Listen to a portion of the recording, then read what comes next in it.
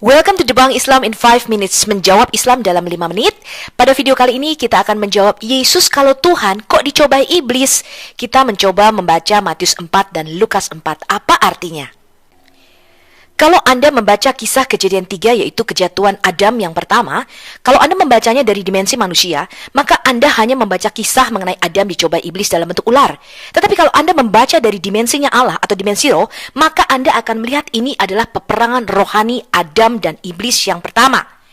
Adam dicobai iblis di dalam bentuk ular, ini bicara mengenai peperangan rohani. Dan di dalam taman di Eden, Adam kalah 0-3. Sehingga manusia kehilangan dominion, otoritas atau kerajaan atas bumi. Bersamaan dengan jatuhnya Adam, maka dosa, kutuk, sakit, penyakit, penderitaan, susah payah, kematian masuk ke dalam dunia. Yesus harus mengambil kembali apa yang sudah dihilangkan oleh Adam yang pertama. Itulah sebabnya Sang Firman Allah itu nuzul menjadi Adam atau manusia yang sempurna. Di dalam 1 Korintus 15 ayat 45 kita baca, seperti ada tertulis, manusia pertama Adam menjadi makhluk yang hidup. Tetapi Adam yang terakhir atau Adam yang kedua, yaitu Yesus Kristus, menjadi roh yang menghidupkan. Jadi Adam adalah tipologi daripada Yesus Kristus. Lalu apa yang sebenarnya terjadi di dalam Matius 4 ayat 1-11 dan Lukas 4 ayat 1-13?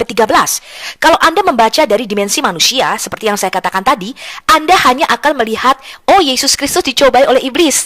Tapi ini hanyalah subjudul yang diberikan oleh LAI atau Alkitab kita. Kalau Anda melihat dari dimensinya Allah, dari kacamatanya Allah, maka Anda akan melihat ini adalah spiritual war atau peperangan rohani Yesus melawan iblis.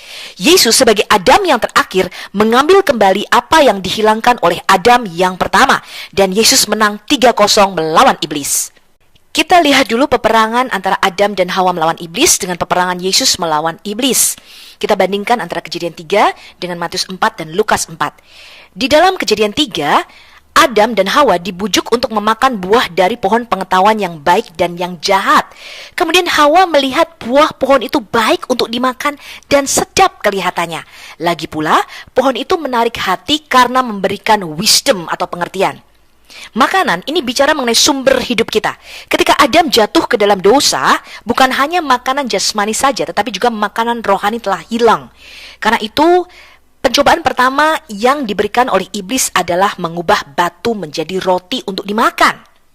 Pohon kehidupan dan Adam pertama ini merupakan bayangan atau gambaran dari Yesus yang adalah Adam atau manusia yang sejati.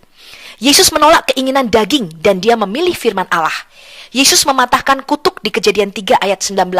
Ketika Adam dan Hawa makan dari buah pohon pengetahuan yang baik dan yang jahat, maka Tuhan mengutuk roti atau lechem. Dikatakan dengan berpeluh engkau akan mencari lechemmu atau rotimu, sampai engkau kembali lagi menjadi tanah. Karena dari situlah engkau diambil, sebab engkau debu dan engkau akan kembali menjadi debu. Tetapi apa kata Yesus? Yesus mengatakan bahwa manusia hidup bukan hanya dari roti atau dari lechem saja, tetapi dari setiap firman yang keluar dari mulut Allah. Wow, Yesus menang atas iblis ya di dalam pencobaan kali ini. Kemudian yang kedua, Hawa itu jatuh di dalam mencobai Tuhan. Hawa tidak percaya firman Tuhan bahwa dia akan mati jika makan buah pohon pengetahuan yang baik dan yang jahat, tetapi lebih menuruti kata-kata iblis. Ular itu berkata kepada perempuan itu, sekali-kali kamu tidak akan mati, tetapi Allah mengetahui bahwa pada waktu kamu memakannya, matamu akan terbuka dan kamu akan menjadi seperti Allah, tahu tentang yang baik dan yang jahat. Kemudian apa kata iblis kepada Yesus? Iblis mengatakan, Yesus, kamu tidak akan mati kok. Tuhan itu akan menatang kamu. Dia akan mengirimkan malaikatnya untuk menopangmu jika kamu menjatuhkan dirimu dari hubungan bait Allah ini. Dan Yesus menang atas peperangan ini, sebab dia percaya kepada firman dan hukum-hukum Allah. Sebagai manusia, Yesus pasti mati tubuhnya jika menjatuhkan diri dari hubungan bait Allah. Dan Yesus berkata kepada iblis, jangan engkau mencobai Tuhan Allahmu. Kemudian yang ketiga, Adam dan Hawa mau menjadi sama seperti Allah di sorga dan tidak mau tunduk pada pemerintahan sorgawi. Ya, iblis mengatakan di sini kamu akan menjadi seperti Allah, matamu akan terbuka dan kamu akan menjadi sama seperti Allah, kata iblis. Ya, dan pencobaan yang ketiga, kalau kita bandingkan dengan apa yang iblis katakan kepada Yesus, iblis mengatakan apa? Dia menunjukkan semua kerajaan di dunia ini yang telah diberikan kepada iblis dengan cuma-cuma. Kapan kerajaan di dunia ini diberikan kepada iblis? Ketika Adam yang pertama kalah di dalam pencobaan di dalam taman di Eden, maka semua kerajaan itu diberikan kepada iblis. Iblis berkata kepada Yesus, kalau engkau sujud menyembah kepadaku, maka semua kerajaan di dunia ini akan kuberikan kepadamu, sebab semuanya itu telah diberikan kepadaku dengan cuma-cuma.